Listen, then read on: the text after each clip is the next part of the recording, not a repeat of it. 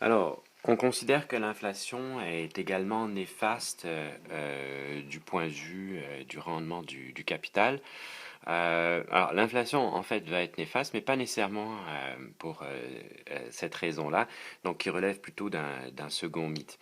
Alors, l'idée générale, c'est un peu comme toutes les variables en taux, ce qui va intéresser l'économie, c'est généralement la variable réelle, donc ici le rendement réel sur le capital, qui est égal au nominal, celui qui est affiché dans l'économie, mais corrigé pour l'inflation. Un P point ici étant la variation dans le temps ou la dérivée du niveau des prix par rapport au temps.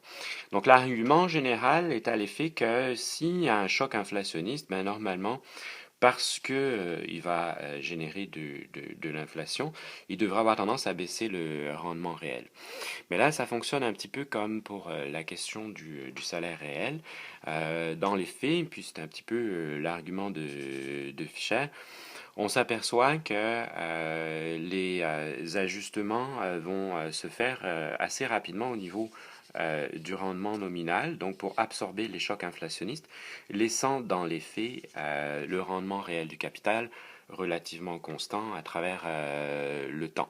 Alors c'est une espèce de processus d'indexation, donc de renégociation des contrats d'emprunt, qui fait en sorte que, en l'occurrence, le rendement sur le capital, au même titre que la rémunération du facteur travail, a tendance à être relativement immunisé contre l'inflation, au moins à moyen et à long terme.